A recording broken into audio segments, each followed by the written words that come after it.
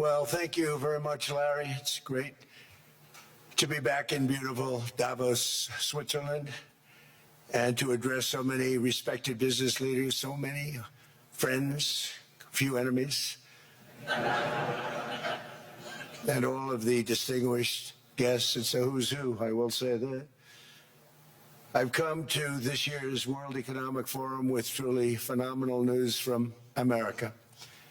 Yesterday marked the one-year anniversary of my inauguration, and today, after 12 months back in the White House, our economy is booming, growth is exploding, productivity is surging, investment is soaring, incomes are rising,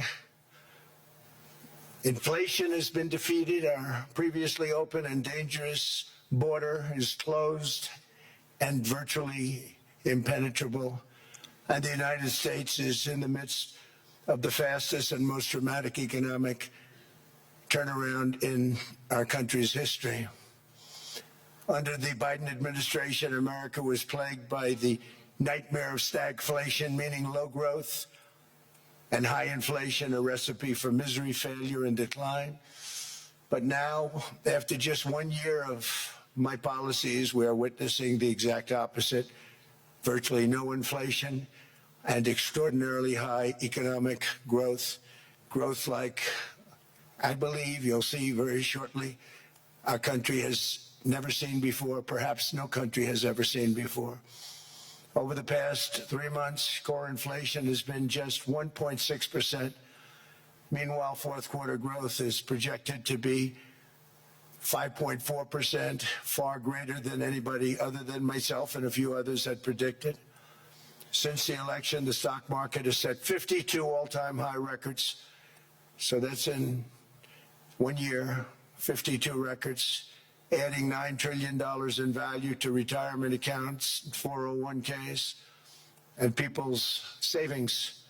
People are doing very well. They're very happy with me.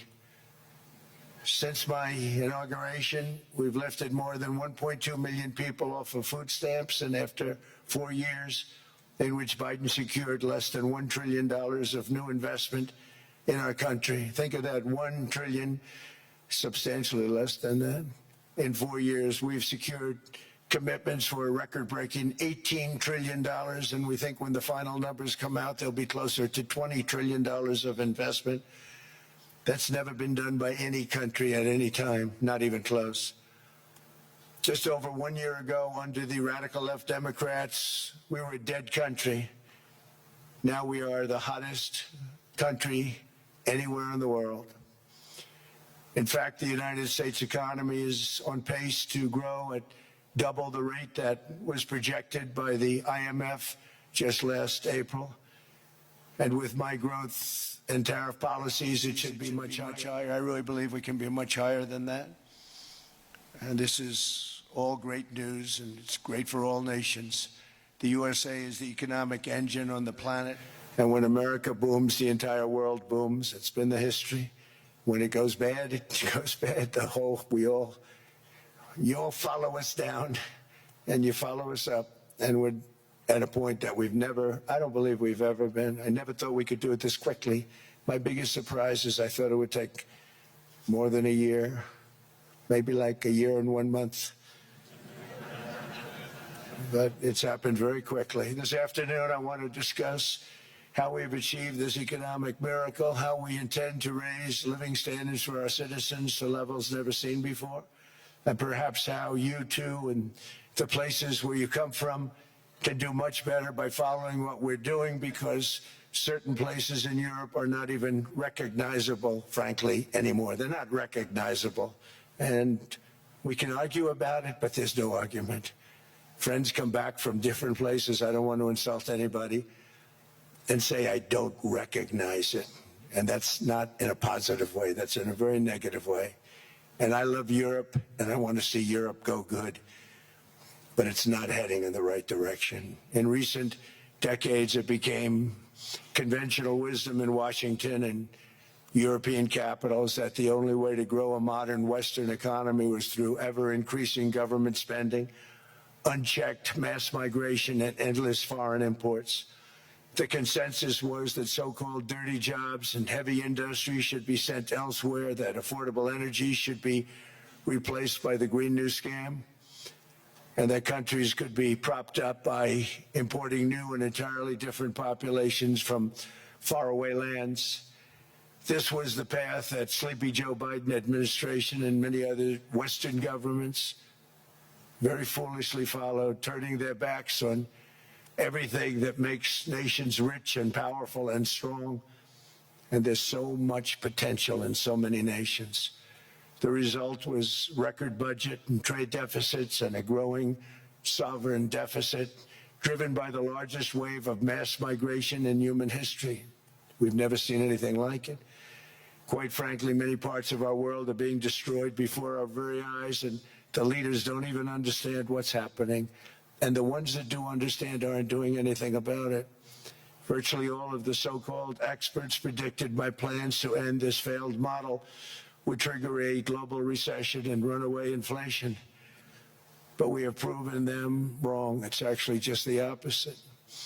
In 1 year, our agenda has produced a transformation like America has not seen in over 100 years. Instead of closing down energy plants, we're opening them up. Instead of building ineffective, money-losing windmills, we're taking them down and not approving any. Instead of empowering bureaucrats, we're firing them, and they're going out and getting jobs in the private sector for 2 and 3 times what they were making in government. So they started off hating me when we fired them, and now they love me. Instead of raising taxes on domestic producers, we're lowering them and raising tariffs on foreign nations to pay for the damage that they've caused. In 12 months, we have removed over 270,000 bureaucrats from the federal payrolls, the largest single-year reduction in government employment since the end of World War II. Nobody thought that was coming, but we had no choice. To make a country great, you can't have all federal jobs. We've cut federal spending by $100 billion and slashed the federal budget deficit by 27% in the single year. It's going to go down quite a bit more from that, driving inflation way down from the record highs of the Biden administration.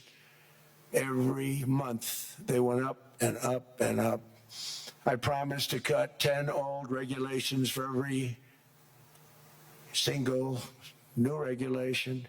But instead, I've cut, actually, till this point, 129 regulations for every one new regulation approved. So every time they come in with a new regulation, we do at least 10, but so far it's averaging out to 129, if you can believe it. In July, we passed the largest tax cuts in American history, including no tax on tips, no tax on overtime, no tax on Social Security for our great seniors. We also provided 100% expensing, that's the one they like, and bonus depreciation for all new equipment and capital investments to help companies expand and shift production to America. They are so in love with that. They build a plant, they're able to deduct it immediately, the whole thing, rather than waiting 38 to 41 years in the old days. This is a miracle taking place. Nobody thought it would ever be done by any country, but it's done by us. It was what made my first term the most successful 4-year term that we've ever had from a financial standpoint. And now we've upped it. This is a 10-year program, not a 1-year program. But you're allowed to deduct everything in 1 year. It used to be 38 to 41 years. With tariffs, we've radically reduced our ballooning trade deficit, which was the largest in world history. We were losing more than $1 trillion every single year, and it was just wasted. It was going to waste.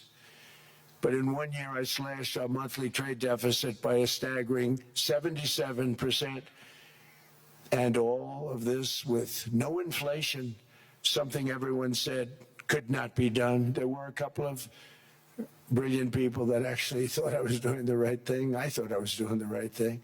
Now they all think I'm doing the right thing because they can't believe the numbers. American exports are now up by more than $150 billion. Domestic steel production is up by 300,000 tons a month, and it's doubling over the next 4 months. It's doubling and tripling, and we have steel plants being built all over the country. Nobody thought they'd see that. Factory construction is up by 41%, and that number is really going to skyrocket right now because that's during a process that they're putting in to get their approvals, and we've given very, very quick, fast approvals. In the process, we've made historic trade deals with partners covering 40% of all U.S. trade. Some of the greatest companies and countries in the world. We have countries as our partner, too. The European nations, Japan, South Korea. They're our partners. They've gone into massive deals with us, especially on oil and gas. And these agreements raise growth and cause stock markets to boom, not only in the U.S., but virtually every country that came to make a deal, because, as you've learned, when the United States goes up, you follow. It's really become a staple. In America, I've stopped the nation-wrecking energy policies that drive up prices while sending jobs and factories to the world's worst polluters. They are indeed polluters. Under Sleepy Joe Biden, new domestic oil and gas leases fell by 95%. Think of that. Then they wonder, why was gasoline going up so fast? The gasoline actually topped $5 a gallon, and some places $7 a gallon, and more than 100 major power plants were violently shut down by incompetent people that had no idea what the hell they were doing. Under my leadership, U.S. natural gas production is at an all-time high by far. U.S. oil production is up by 730,000 barrels a day, and last week we picked up 50 million barrels from Venezuela alone. Venezuela has been an amazing place for so many years, but then they went bad with their policies. 20 years ago, it was a great country, and now it's got problems, but we're helping them. And those 50 million barrels, we're going to be splitting up with them, and they'll be making more money than they've made in a long time. Venezuela is going to do fantastically well. We appreciate all of the cooperation we've been giving. We've been giving great cooperation. Once the attack ended, and they said, let's make a deal. More people should do that. But Venezuela is going to make more money in the next 6 months than they've made in the last 20 years. Every major oil company is coming in with us. It's amazing. It's a beautiful thing to see. The leadership of the country has been very good. They've been very, very smart. The price of gasoline is now below $2.50 a gallon in many states, $2.30 a gallon in most states, and will soon be averaging less than $2 a gallon. In many places, it's already down even lower, $1.95 a gallon. Numerous states are at $1.99, numbers that nobody has heard for years. Actually, since my last administration, we got it down to around those numbers. I've signed an order directing an approval of many new nuclear reactors. We're going heavy into nuclear. I was not a big fan because I didn't like the risk, the danger, but they have the progress they've made with nuclear is unbelievable, and the safety progress they've made is incredible. We're very much into the world of nuclear energy, and we can have it now at good prices and very, very safe. And we're leading the world in AI by a lot. We're leading China by a lot. I think President Xi respects what we've done, in part because I've allowed these big companies building these massive buildings to build their own electric capacity. They're building their own power plants, which, when added up, is more than any country anywhere in the world is doing. I read recently an article in the Wall Street Journal that China's creating so much energy, and they are. I got to hand it to them. But we're creating as much or more, and we're letting them do that. I'm very proud of it. It was my idea. I said, you can't create this much energy. We needed more than double the energy currently in the country just to take care of the AI plants. And I said, we can't do that. We have an old grid system. And I came up with the idea, you people are brilliant, you have a lot of money. Let's see what you can do. You can build your own electric generating plants. And they looked at me, they didn't believe me. All of the names that are, I think, in the room right now, if you want to know the truth, they didn't believe it. And I said, no, you can't. They came back 2 weeks and they didn't have the plant. They said, we thought you were kidding. I said, no, not only am I not kidding, you're going to have your approvals within 2 weeks. I always say nuclear will take 3 weeks. But most aren't going that. They're going oil and gas. They're even going coal in some cases. Because of my landslide election victory, the United States avoided the catastrophic energy collapse which befell every European nation that pursued the Green New Scam, perhaps the greatest hoax in history. The Green New Scam, windmills all over the place, destroy your land. Destroy your land. Every time that goes around, you lose $1,000. You're supposed to make money with energy, not lose money. Here in Europe, we've seen the fate that the radical left tried to impose on America. They tried very hard. Germany now generates 22% less electricity than it did in 2017. And it's not the current chancellor's fault. He's solving the problem. He's going to do a great job. But what they did before he got there, I guess that's why he got there. And electricity prices are 64% higher. The United Kingdom produces just 1/3 of the total energy from all sources that it did in 1999. Think of that, 1/3. And they're sitting on top of the North Sea, one of the greatest reserves anywhere in the world, but they don't use it. And that's one reason why their energy has reached catastrophically low levels with equally high prices. High prices, very low levels. Think of that, 1/3.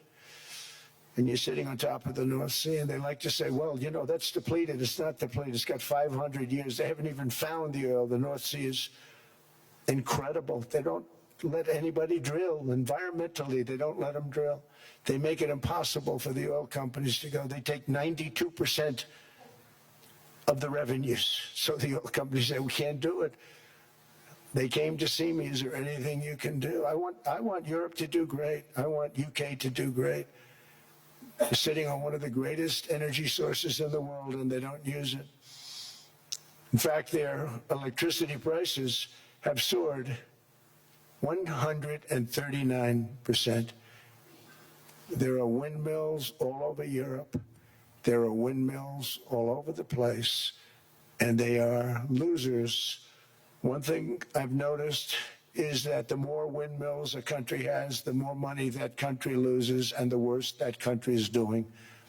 China makes almost all of the windmills, and yet I haven't been able to find any wind farms in China. Did you ever think of that? It's a good way of looking at it. They're smart. China's very smart. They make them, they sell them for a fortune. They sell them to the stupid people that buy them, but they don't use them themselves. They put up a couple of big wind farms, but they don't use them. They just put them up to show people what they could look like. They don't spin. They don't do anything. They use a thing called coal, mostly. But China goes with the coal. They go with oil and gas. They're starting to look at nuclear a little bit. And they're doing just fine. They make a fortune selling the windmills, though. And I think really that's one that they wouldn't be surprised if it stopped. They are shocked that it continues to go. They're very friendly with me. They're shocked that people continue to buy those damn things. They killed the birds. They ruin your landscapes. Other than that, I think they're fabulous, by the way. Stupid people buy them. The consequences of such destructive policies have been stark, including lower economic growth, lower standards of living, lower birth rates, more socially disruptive migration, more vulnerability to hostile foreign adversaries, and much, much smaller militaries. The United States cares greatly about the people of Europe. We really do. I mean, look, I am derived from Europe, Scotland and Germany, 100% Scotland, my mother, 100% German, my father.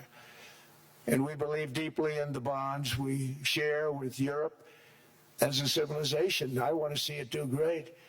That's why issues like energy, trade, immigration, and economic growth must be central concerns to anyone who wants to see a strong and united West, because Europe and those countries have to do their thing. They have to get out of the culture that they've created over the last 10 years. It's horrible what they're doing to themselves. They're destroying themselves. It's beautiful, beautiful places. We want strong allies, not seriously weakened ones. We want Europe to be strong. Ultimately, these are matters of national security, and perhaps no current issue makes the situation more clear than what's currently going on with Greenland. Would you like me to say a few words of Greenland? I was going to leave it out of the speech, but I think I would have been reviewed very negatively. I have tremendous respect for both the people of Greenland and the people of Denmark, tremendous respect. But every NATO ally has an obligation to be able to defend their own territory. And the fact is, no nation or group of nations is in any position to be able to secure Greenland other than the United States. We're a great power, much greater than people even understand. I think they found that out 2 weeks ago in Venezuela. We saw this in World War II, when Denmark fell to Germany after just 6 hours of fighting and was totally unable to defend either itself or Greenland. So the United States was then compelled, we did it, we felt an obligation to do it, to send our own forces to hold the Greenland territory, and hold it we did at great cost and expense. They didn't have a chance of getting on it, and they tried. Denmark knows that. We literally set up bases on Greenland for Denmark. We fought for Denmark. We weren't fighting for anyone else. We were fighting to save it for Denmark. Big, beautiful piece of ice. It's hard to call it land. It's a big piece of ice. But we saved Greenland and successfully prevented our enemies from gaining a foothold in our hemisphere. So we did it for ourselves also. And then after the war, which we won it big. Without us, right now you'd all be speaking German and a little Japanese, perhaps. After the war, we gave Greenland back to Denmark. How stupid were we to do that?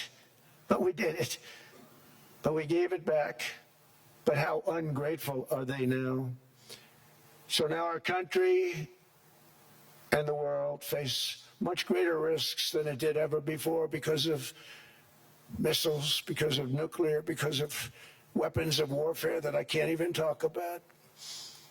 2 weeks ago, they saw weapons that nobody ever heard of. They weren't able to fire one shot at us. They said, what happened? Everything was discombobulated. They said, we've got them in our sights. Press the trigger, and nothing happened. No anti-aircraft missiles went up. There was one that went up about 30 feet and crashed down right next to the people that sent it. They said, what the hell is going on? Those defensive systems were made by Russia and by China. So they're going to go back to the drawing boards, I guess. Greenland is a vast, almost entirely uninhabited and undeveloped territory. It's sitting undefended in a key strategic location between the United States, Russia, and China. That's exactly where it is, right smack in the middle. Wasn't important nearly when we gave it back. You know, when we gave it back, it wasn't the same as it is now. It's not important for any other reason, you know. Everyone talks about the minerals. There's so many places. There's no rare earth. No such thing as rare earth. There's rare processing. But there's so much rare earth. And this, to get to this rare earth, you got to go through hundreds of feet of ice. That's not the reason we need it. We need it for strategic national security and international security. This enormous unsecured island is actually part of North America on the northern frontier of the Western Hemisphere. That's our territory. It is therefore a core national security interest of the United States of America. And in fact, it's been our policy for hundreds of years to prevent outside threats from entering our hemisphere. And we've done it very successfully. We've never been stronger than we are now. That's why American presidents have sought to purchase Greenland for nearly 2 centuries. You know, for 2 centuries they've been trying to do it. They should have kept it after World War II, but they had a different president. That's all right. People think differently. Much more necessary now than it was at that time, however. In 2019, Denmark said that they would spend over $200 million to strengthen Greenland's defenses. But as you know, they spent less than 1% of that amount. 1%. There's no sign of Denmark there. And I say that with great respect for Denmark, whose people I love, whose leaders are very good. It's the United States alone that can protect this giant mass of land, this giant piece of ice, develop it and improve it and make it so that it's good for Europe and safe for Europe and good for us. And that's the reason I'm seeking immediate negotiations to once again discuss the acquisition of Greenland by the United States, just as we have acquired many other territories throughout our history, as many of the European nations have. They've acquired, there's nothing wrong with it. Many of them, some went in reverse, actually, if you look. Some had great, vast wealth, great, vast lands all over the world. They went in reverse. They're stuck back where they started. That happens too. But some grow. But this would not be a threat to NATO. This would greatly enhance the security of the entire alliance, the NATO alliance. The United States is treated very unfairly by NATO. I want to tell you that. And when you think about it, nobody can dispute it. We give so much and we get so little in return. And I've been a critic of NATO for many years. And yet I've done more to help NATO than any other president by far, than any other person. You wouldn't have NATO if I didn't get involved in my first term. The war with Ukraine is an example. We are thousands of miles away, separated by a giant ocean. It's a war that should have never started, and it wouldn't have started if the 2020 U.S. presidential election weren't rigged. It was a rigged election. Everybody now knows that. They found out. People will soon be prosecuted for what they did.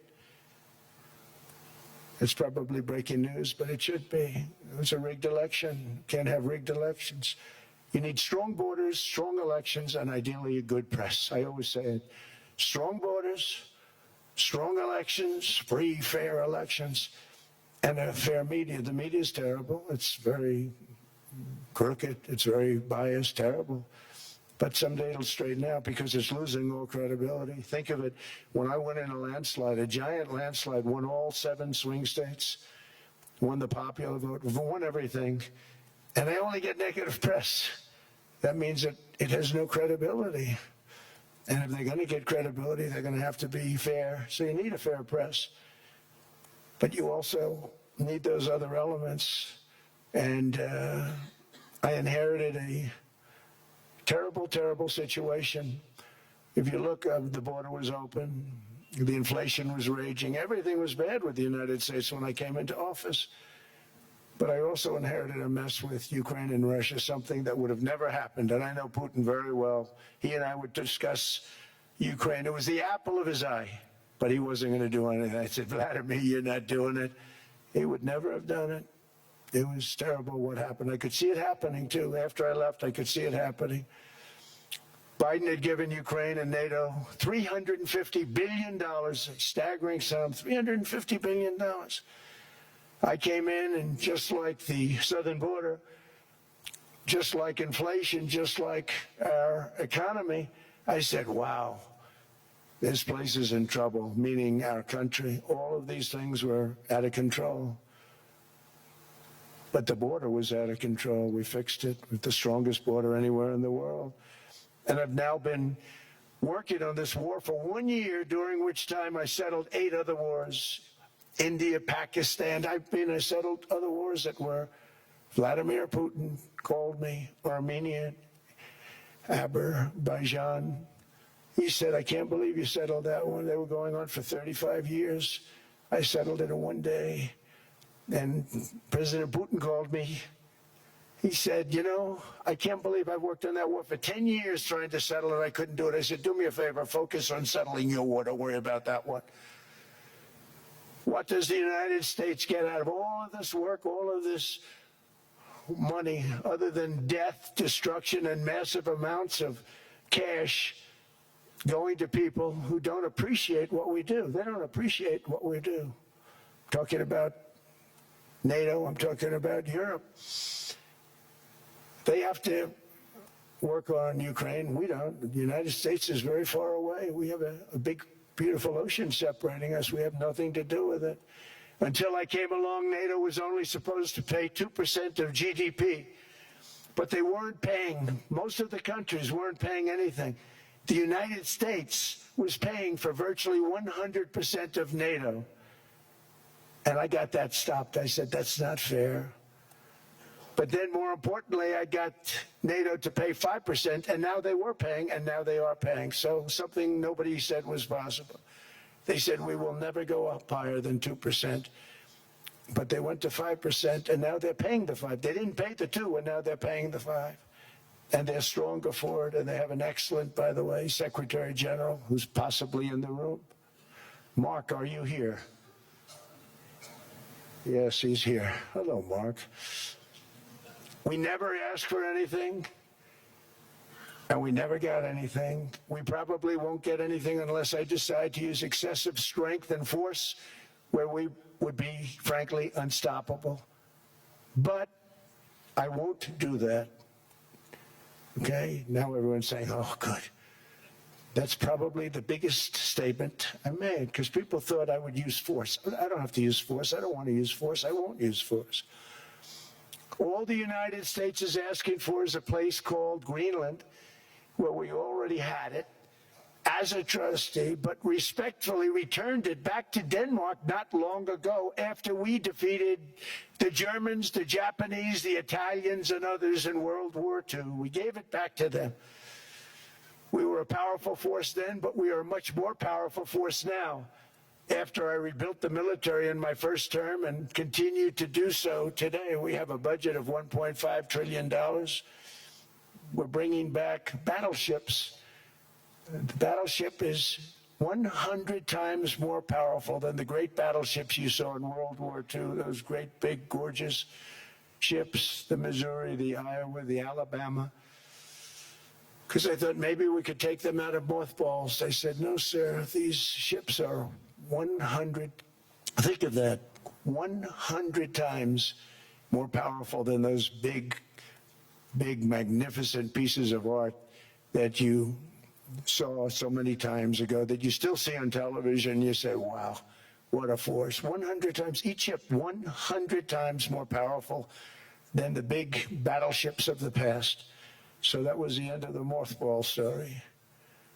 So what we have gotten out of NATO is nothing except to protect Europe from the Soviet Union and now Russia. I mean, we've helped them for so many years. We've never gotten anything, except we pay for NATO. And we paid for many years until I came along. We paid for, in my opinion, 100% of NATO because they weren't paying their bills. And all we're asking for is to get Greenland, including right title and ownership, because you need the ownership to defend it. You can't defend it on a lease. Number one, legally it's not defensible that way, totally. And number two, psychologically, who the hell wants to defend a license agreement or a lease, which is a large piece of ice in the middle of the ocean where if there is a war, much of the action will take place on that piece of ice. Think of it. Those missiles would be flying right over the center of that piece of ice. All we want from Denmark for national and international security and to keep our very energetic and dangerous potential enemies at bay is this land on which we're going to build the greatest golden dome ever built. We're building a golden dome that's going to, just by its very nature, going to be defending Canada. Canada gets a lot of freebies from us, by the way. They should be grateful also, but they're not. I watched your Prime Minister yesterday. He wasn't so grateful. But they should be grateful to us. Canada lives because of the United States. Remember that, Mark, the next time you make your statements. What we did for Israel was amazing, but that's nothing compared to what we have planned for the United States, Canada, and the rest of the world. We are going to build a dome like no other. We did it for Israel. And by the way, I told Bibi, stop taking credit for the dome. That's our technology. That's our stuff. But they had a lot of courage, and they were good fighters, and they did a good job, and we wiped out the Iran nuclear threat like nobody can believe. Nobody's ever seen anything like it. That, Venezuela, taking down Soleimani, wiping out al-Baghdadi when he tried to reinstitute ISIS. We did a lot. I did a lot of big things, all perfectly executed. Everyone was perfectly executed. Somebody told me that, a military expert told me, sir, everything you've done has been perfectly executed. I said, I know. So other presidents have spent, whether foolishly or not, trillions and trillions of dollars on NATO and gotten absolutely nothing in return. We've never asked for anything. It's always a one-way street. Now they want us to help them with Ukraine. And we say, we're going to. I'm really helping, not even them. I want to see, last week, if you saw, it was 10,000 soldiers, but last month it was 31,000 soldiers died. 31,000. That's this room times, the number of people in this room times 30. Think of it. 30,000 soldiers died in 1 month. The month before it was 27,000. The month before that it was 28,000. The month before that it was 25,000. It's a bloodbath over there. And that's what I want to stop. It doesn't help the United States, but these are souls. These are young people. Look like you, look like some of you right in the front row. They go to war. Their parents are so proud. Oh, there he goes, comes back. 2 weeks later, they get a call, your son's head's been blown off. I want to stop it. It's a horrible war. It's the worst since World War II. They keep going. They'll exceed World War II. The numbers are staggering, how many people they've lost. They don't want to talk about it. Ukraine and Russia lost just tremendous amounts. And I'm dealing with President Putin, and he wants to make a deal, I believe. I'm dealing with President Zelensky, and I think he wants to make a deal. I'm meeting him today. He might be in the audience right now. But they got to get that war stopped because too many people are dying, needlessly dying. Too many souls are being lost. It's the only reason I'm interested in doing it. But in doing it, I'm helping Europe, I'm helping NATO, and I've until the last few days when I told them about Iceland, they loved me. They called me daddy, right, last time. A very smart man said, he's our daddy. He's running it. I was like running it. I went from running it to being a terrible human being. But now what I'm asking for is a piece of ice, cold and poorly located, that can play a vital role in world peace and world protection. It's a very small ask compared to what we have given them for many, many decades. But the problem with NATO is that we'll be there for them 100%. But I'm not sure that they'd be there for us. If we gave them the call, gentlemen, we are being attacked. We're under attack by such and such a nation. I know them all very well. I'm not sure that they'd be there. I know we'd be there for them. I don't know that they'd be there for us. So with all of the money we expend, with all of the blood, sweat, and tears, I don't know that they'd be there for us. They're not there for us on Iceland, that I can tell you. I mean, our stock market took the first dip yesterday because of Iceland. So Iceland's already cost us a lot of money. But that dip is peanuts compared to what it's gone up. And we have an unbelievable future in that stock. That stock market is going to be doubled. We're going to hit 50,000, and that stock market's going to double in a relatively short period of time. because of everything that's happening. But this is a good example. After giving NATO and European nations trillions and trillions of dollars in defense, they buy our weapons. We make the greatest weapons in the world, but now we're going to make them faster, much faster. You saw that. I put a cap on the salaries. Then I put no buybacks, no stock buybacks, no various other things that they were doing. I mean, they were making $50 million, but it would take them 3 years to give you a Patriot missile. I said, that's not good. My chauffeur can do a better job than that, and he makes slightly less than 50. They make big salaries. If they're going to make those big salaries, they're going to have to produce a lot faster. The good news is we have the greatest equipment in the world. Now we're going to start making it a lot faster. They're going to build additional plants. And all of the money that goes into stock buybacks is going to go into building plants. We're not allowing stock buybacks by defense companies any longer. They're going to build new plants to make Tomahawks, Patriots. We have the best equipment. F-35s, F-47, the new one just coming out. They say it's the most devastating plane, fighter jet ever. Who knows? They called it 47. If I don't like it, I'm going to take the 47 off it. I wonder why they called it 47. We'll have to think about that. But if I don't like it, I'm going to take that 47 off. But it's supposed to be the Stage 6. It's supposed to be the first Stage 6 plane, undetectable, like our B-2 bombers were undetectable. They flew right over Iran. They were undetectable. And they did their job, and they got the hell out of there. So we want a piece of ice for world protection, and they won't give it. We've never asked for anything else, and we could have kept that piece of land, and we didn't. So they have a choice. You can say yes, and we will be very appreciative, or you can say no, and we will remember. A strong and secure America means a strong NATO, and that's one reason why I'm working every day to ensure our military is very powerful, our borders are very strong, and above all, our economy is strong, because national security requires economic security and economic prosperity, and we have the greatest that we've ever had. Biden and his allies destroyed our economy and gave us perhaps the worst inflation in American history. They say 48 years, I say forever, but I think 48 years is the equivalent to forever. Whether it's 48 years or ever, it's terrible. Costing the typical family $33,000. What they did to this country should never, ever be forgotten.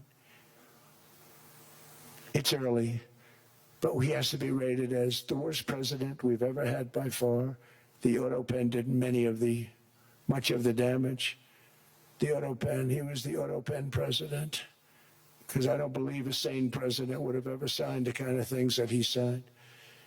But now grocery prices, energy prices, airfares, mortgage rates, rent, and car payments are all coming down, and they're coming down fast. We inherited a mess, but we've done a hell of a job in 12 months. Under my most favored nation policy for drug prices, the cost of prescription drugs is coming down by up to 90%, depending on the way you calculate. You could also say 5, 6, 7, 800%. There are two ways of figuring that. But we have a favored nations policy that every president wanted, no president was able to get. I got it, and other nations approved it. And I had to use tariffs in order to get it, because they said, no way. In other words, a pill that costs 10% in London costs $130. Think it costs $10 in London, costs $130 in New York or in Los Angeles. And I'd say, boy, that's bad. Friends of mine would say, you know, we go to London, you can buy the stuff for nothing. We go all over the world, we can buy it for nothing. Because basically America was subsidizing every nation in the world, because presidents allowed them to get away with it. It became very tough. So when I called up Emmanuel Macron, I watched him yesterday with those beautiful sunglasses.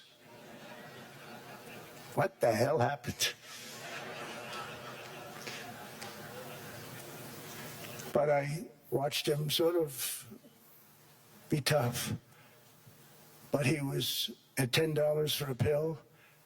And I said, Emmanuel, and I have all the big pharmaceutical companies are in total agreement. It wasn't easy, by the way. They're tough, smart. They've been getting away with this scam for a long time. But they gave it up. But they said, you'll never get the countries to approve it. I said, why is that? Because they won't. They always said, we're not paying any more. Get the rest for the United States. So over the years, they stayed the same. We just went up, up, up. And I mean, we would pay 13, 14, 15 times more than some certain countries would. So I said, no, they'll approve it 100%. Sir, you'll never get them to approve it. I said, I guarantee you. But I actually sided with Emmanuel, who probably is in the room too. And I like him. I actually like him. Hard to believe, isn't it? And I said, Emmanuel, you're going to have to lift the price of that pill to $20, maybe $30. Think of that. That means it's a doubling of prescription drugs. Might be a tripling, might be a quadrupling. It's not easy. No, no, no, Donald, I will not do that. I said, yes, you will, 100%. He said, no, no, no. You're asking me to double. I said, Emmanuel, you've been taking advantage of the United States for 30 years with prescription drugs. You really should do it, and you will do it. I have no doubt. In fact, I am 100% sure you're going to. No, no, no, I will not do it. Because yes, in all fairness, he has to double or triple. Because the world being a bigger place than the United States, it's not that you meet in the middle. You just have to go up some, and we come down a lot. They go up a little, we come down a lot. So we're at $130, they're at 10. So they may have to go to 20 or 30. No more than that. I said, Emmanuel, you're going to be doubling or tripling? No, no, no. I said, here's the story, Emmanuel. The answer is you're going to do it. You're going to do it fast. And if you don't, I'm putting a 25% tariff on everything that you sell into the United States and a 100% tariff on your wines and champagnes. And that's about 10 times more than what I'm requesting. And you're going to do it. I don't want to go public with it, but you may make me do that. No, no, Donald, I will do it. I will do it. It took me, on average, 3 minutes a country, saying the same thing. You will do it. They all said, no, no, no, I will not do it. You're asking me to double the cost of prescription. I said, that's right, because you've been screwing us for 30 years. And they said, we will not do it. I said, that's all right. On Monday morning, we're putting a 25, 30, 50. I gave different numbers for different countries. This is also national security we're talking about. Not fair. We're not going to subsidize the whole world. And every one of those countries have agreed to do it. So one of the biggest things that I've done is the fact that we have now most favored nation. We will pay whatever the lowest price is in the entire world. So our drug prices are going to be coming down by staggering 90%. Again, you could say 1,000%, 2,000%. Depends on the way you want to figure it, but we'll go with the way the fake news likes it better because it sounds, can you imagine a 90% reduction sounds much worse. But drug prices are going to be coming down tremendously in all the nations, and I appreciate them doing it, but they did it, in all fairness, without tariffs. I wouldn't have been able to get it done. After declining $3,000 under Biden, real incomes are up in the United States by $2,000, $3,000, and even $5,000 and more. Home ownership has always been a symbol of health and vigor of American society, but that goal fell out of reach for millions and millions of people in the Biden era because interest rates went up so high. Today, I'm taking action to bring back this bedrock of the American dream. In recent years, Wall Street giants and institutional investment firms, many of you are here, many of you are good friends of mine, many of you are supporters. Sorry to do this to you, I'm so sorry. But you've driven up housing prices by purchasing hundreds of thousands of single-family homes, and it's been a great investment for them. Often as much as 10% of houses on the market. You know, the crazy thing is a person can't get depreciation on a house, but when a corporation buys it, they get depreciation. Okay, that's something we're going to have to think about too. I don't know if too many people think about that. You buy a corporation, they buy 500 houses, they buy hundreds of thousands, they buy 500 houses, they can take depreciation. A person sweats and works and buys one house they can. But homes are built for people, not for corporations, and America will not become a nation of renters. We're not going to do that. That's why I have signed an executive order banning large institutional investors from buying single-family homes. It's just not fair to the public. They're not able to buy a house. And I'm calling on Congress to pass that ban into permanent law, and I think they will. One of the biggest barriers to saving for a down payment has been surging credit card debt. The profit margin for credit card companies now exceeds 50%, one of the biggest. And they charge Americans interest rates of 28%, 30%, 31%, 32%. Whatever happened to usury? So to help our citizens recover from the Biden disaster, all caused by this horrible precedent, I'm asking Congress to cap credit card interest rates at 10% for 1 year. And this will help millions of Americans save for a home. They have no idea they're paying 28%.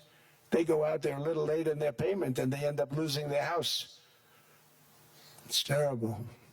To unleash innovation and savings and financing, I'm also working to ensure America remains the crypto capital of the world.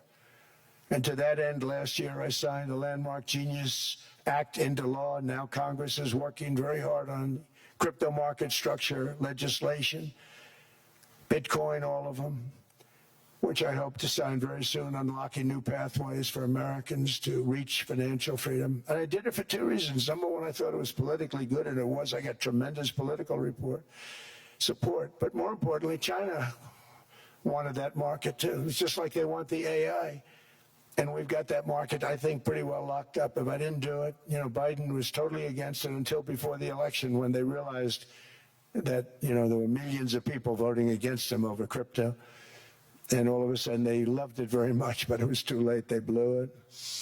But it is politically popular, but it's much more importantly, we have to make it so that China doesn't get the hold of it. And once they have that hold, we're not going to be able to get it back. So I'm honored to have done it. Finally, I've instructed government-backed institutions to purchase up to $200 billion in mortgage bonds to bring down interest rates. And I'll be announcing a new Fed chairman in the not-too-distant future. I think he'll do a very good job. See, I gave away some of it. He did give that away. So we have something, got something, but somebody that's very respected. They're all respected. They're all great. Everyone that I interviewed is great. Everyone could do, I think, a fantastic job. Problem is they change once they get the job. They do. They're saying everything I want to hear, and then they get the job. They're locked in for 6 years. They get the job, and all of a sudden, let's raise rates a little bit. I call them, sir, we'd rather not talk about this. It's amazing how people change once they have the job, but it's too bad. Sort of disloyalty, but they got to do what they think is right. We have a terrible chairman right now, Jerome, too late Powell. He's always too late. And he's very late with interest rates, except before the election. He was just fine for the other side. So we're going to have somebody that's great, and we hope he does the right job. Last week, the average 30-year mortgage rate dropped below 6% for the first time in many years. Another major factor in driving up housing costs was the mass invasion of our borders. And I have to say one thing about housing, because nobody ever says this. I am very protective of people that already own a house, of which we have millions and millions and millions. And because we have had such a good run, the house values have gone up tremendously. And these people have become wealthy. They weren't wealthy. They become wealthy because of their house. And every time you make it more and more and more affordable for somebody to buy a house cheaply, you're actually hurting the value of those houses, obviously, because the one thing works in tandem with the other. And I don't want to do anything that's going to hurt the value of people that own a house who, for the first time in their lives, are walking around the streets of whatever city they're in, very proud that their house is worth $500,000, $600,000, $700,000. Now, if I want to really crush the housing market, I could do that so fast and people could buy houses, but you would destroy a lot of people that already have houses. In some cases, they've mortgaged their house, and the mortgage would be very low, and all of a sudden the mortgage without any changes becomes very high, and they end up losing the house. I'm not going to hurt, and I speak with Scott, who's doing a fantastic job, and Howard, who's doing a fantastic job, and all of my people.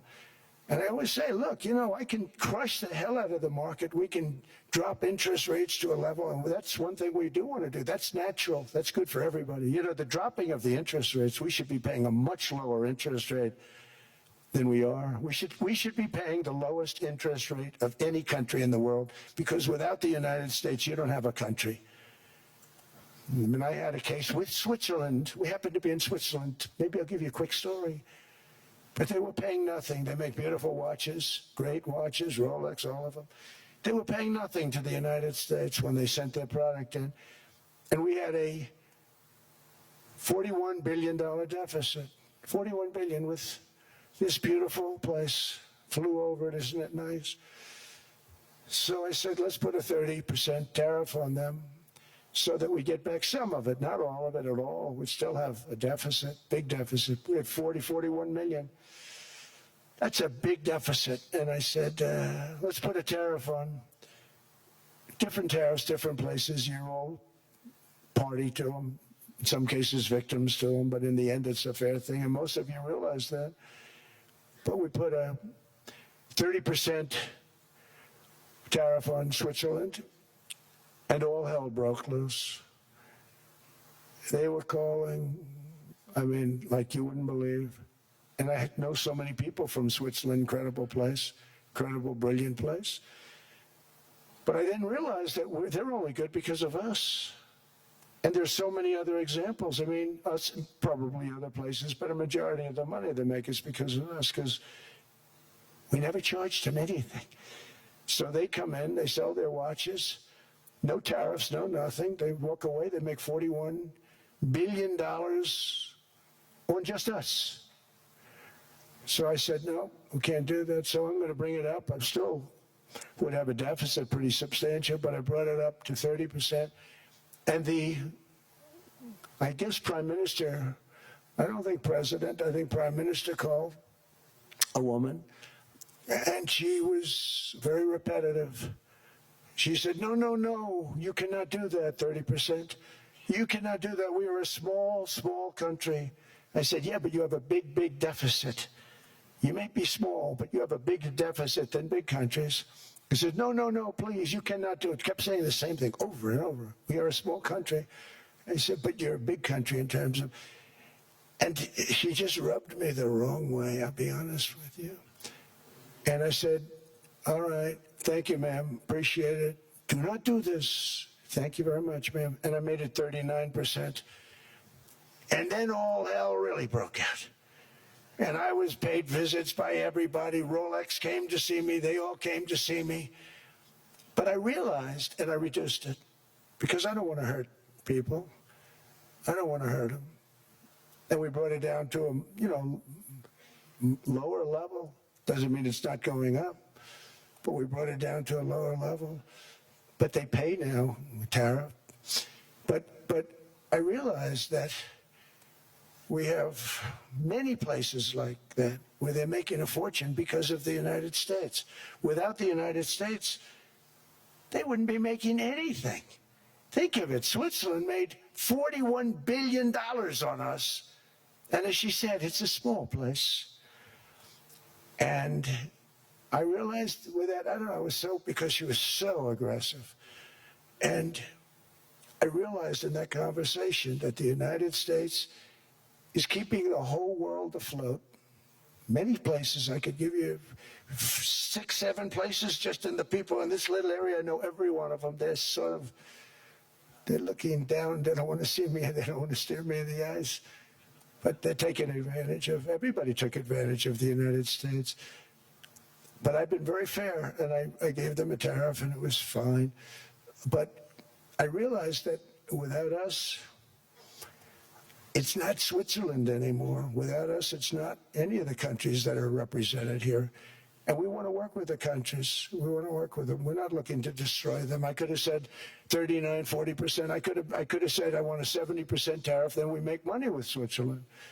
But Switzerland would have been probably destroyed, financially destroyed. I don't want to do that.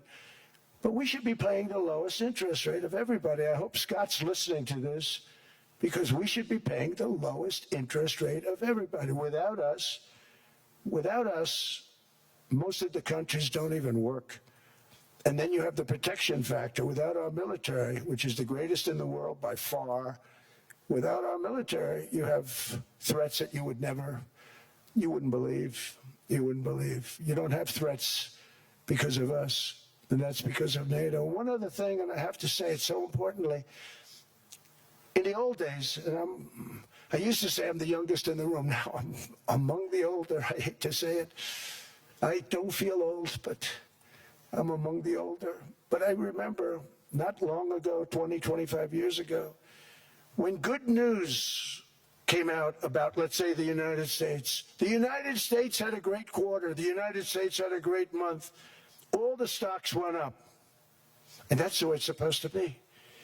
Now when they say the United States had a record quarter, it's unbelievable how well it's doing, all the stocks crash because they say, oh no, inflation, they're going to raise interest rates. And they do. Some of these stupid people like Powell, they raise interest rates.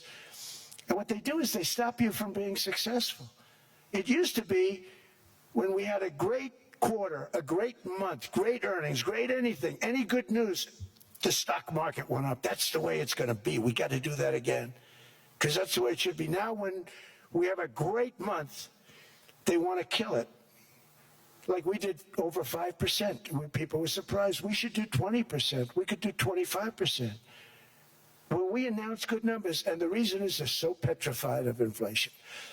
And growth doesn't mean inflation. We've had tremendous growth with very low inflation. In fact, growth can fight inflation, proper growth. So we want to get back to the days when we announce great numbers, because we're going to be announcing phenomenal. You know, all these factories that are being built at record, thousands of businesses are being built right now. Remember, $18 trillion is invested. I think the second number is 3. And that was China many years ago. Investments in the country from outside. 18 trillion, nobody's ever seen it. That's money coming in and building things, factories. Thousands of businesses are being built, thousands. Hundreds of big factories, car plants are moving back to the United States. They're coming in from Canada, they're coming in from Mexico, from Japan. Japan's coming in and building plants here in order to avoid tariffs. They're coming in from China, they're coming in from all over the world. We have more plants being built now, car plants, than we've ever had built, even in the heyday from the 1940s and 50s. And they're bigger. They don't use renovations anymore where they take an old plant, they rip it down, they build a brand new plant, super modern plant. But it's happening at levels that nobody's ever seen. In 2024, the U.S. built less than 2 million new homes, but Biden admitted more than 8 million new migrants. And those days are over. In 2025, for the first time in 50 years, the United States had reverse migration. Boy, that was nice. And these were criminals that were being taken out of our country because they allowed people to come into our country from jails, from gangs, drug dealers, murderers. 11,888 murderers. We've gotten most of them out. And then ICE gets beat up by stupid people from leadership in Minnesota. We actually are helping Minnesota so much, but they don't appreciate it. Most places do. You know, Washington, D.C. is the safest place now in the United States. It was a very dangerous place to walk, and now you can walk with your wife, your kids, right through the middle of the city. Right now, Washington, D.C. is as safe as it gets. It was one of the most unsafe, I had to admit. We sent in the military, the National Guard. Within 2 months, it was great. Within 3 months, it's like a really great place and a safe place and a beautiful place. It's even been cleaned up. The graffiti's gone. The fences are gone. We don't have to worry about fences anymore. All of the places, the grasses are cut and replaced with new grass in many cases. It's all going to happen in the spring. But Washington and D.C. is beautiful again, and it's safe. New restaurants are opening up. They're all closing. Now you can't get into a restaurant. Restaurants in Washington, D.C. are all opening. Memphis also, Memphis, Tennessee, New Orleans, Louisiana. We're there for 3 weeks. We've cut the crime down by 64%. Within another month, we'll have virtually no crime there. We can do that all over. We're going to help the people in California. We want to have no crime. I know Gavin was here. I used to get along so great with Gavin when I was president. Gavin's a good guy. And we're going to, if he needed it, I would do it in a heartbeat. I'd love to see. We did help them a lot in Los Angeles, a lot with the early in my term when they had some problems. But we would love to do it. I will say this, if I were a Democrat governor or whatever, I would call up Trump. I'd say, come on in, make us look good. Because we're cutting crime down to nothing. And we're taking people out, career criminals who are only going to do bad things, and we're bringing them back to their countries. But where we've done it, it's been amazing. And we have a capacity to do it at much greater levels. We're cutting illegal aliens off welfare and other government benefits, and I have directed that starting immediately, there will be no more payments to sanctuary cities because they are really just sanctuaries for criminals. They're really protecting criminals, and those are the ones we have to get out of the country. Murderers, drug dealers, the mentally insane. They emptied their mental institutions into the United States. And despite that, we have the lowest crime numbers that we've ever had in the history of the country. Just came out. But equally importantly, we're cracking down on more than $19 billion in fraud that was stolen by Somalian bandits. Can you believe that Somalia, they turned out to be higher IQ than we thought. I always say these are low IQ people. How did they go into Minnesota and steal all that money? And we have, they're pirates, they're good pirates, right? But we shoot them out of the water just like we shoot the drug boats out. They're not pirating too many boats lately, do you notice? When they go out into those boats, they want to take over $1.5 billion tanker loaded up with oil, and they say, we're going to blow up your boat. They have powerful weapons. You hit the side of the boat, you blow the whole thing up. The insurance companies are petrified, so they say, just give them the boat, we'll give them money instead. And I don't do that. We blow them right the hell out of the water. We see them going out, we blow them out of the water. We don't have any pirates so much anymore. If we do, they won't be there long.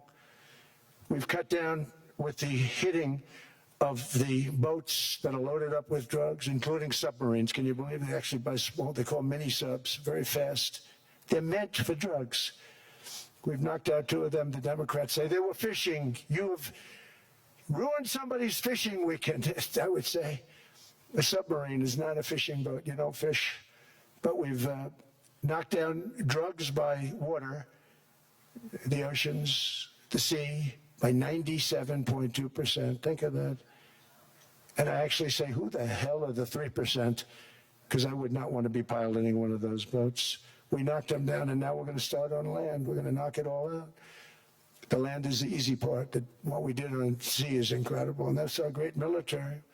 The situation in Minnesota reminds us that the West cannot mass import foreign cultures which have failed to ever build a successful society of their own. I mean, we're taking people from Somalia, and Somalia is a failed, it's not a nation. Got no government, got no police, got no military, got no nothing. And then we have this fake congressperson who they just reported is worth $30 million. You believe this? Ilhan Omar, talking about the Constitution that provides me. She comes from a country that's not a country, and she's telling us how to run America. Not going to get away with it much longer, let me tell you. The explosion of prosperity and conclusion and progress that built the West did not come from our tax codes. It ultimately came from our very special culture. This is the precious inheritance that America and Europe have in common. We share it. We share it, but we have to keep it strong. We have to become stronger, more successful, and more prosperous than ever. We have to defend that culture and rediscover the spirit that lifted the West from the depths of the Dark Ages to the pinnacle of human achievement. We live in an incredible, changing period. It's an unbelievable time, but we have to take advantage of the time that we're in. In our hands are technologies that our ancestors could scarcely have. They couldn't have even dreamt some of the things that we see today. And so rapidly they're produced. AI, 2 years ago, nobody ever heard of the term, and now everybody's talking about it. And it can have some very good purpose. It could also have some dangerous purpose, and for that we have to watch out. But some tremendous things are happening because of it. And we're leading by so much. We're doing so well. But opportunities that are bigger and grander than ever before in human history are right before us. It is the pioneers in this room. Many of you in this room are true pioneers. You're truly brilliant people. Just your ability to get a ticket is brilliant because you have about 50 people for every seat. I don't know what. That's Larry. Everything Larry touches turns to gold. He made this very successful. But you're in this room, and some of you are the greatest leaders anywhere in the world. You're the greatest brains anywhere in the world. And the future is unlimited, and to a large part because of you. And we have to protect you, and we have to cherish you. I always say we have to cherish our brilliant people because there aren't many of them. So together with confidence, boldness, and persistence, let us lift up our people, grow our economies, defend our shared destiny, and build a future for our citizens that is more ambitious, more exciting, more inspiring, and greater than the world has ever seen. We're in a position to do things that nobody else has ever even thought of before. And many of the people in this room are the ones that are doing it, and I want to congratulate you, and I'm with you all the way. You can do things that nobody else can even think about. So I congratulate you on your tremendous success. And the United States is back, bigger, stronger, better than ever before. And I'll see you around. Thank you all very much. Thank you very much.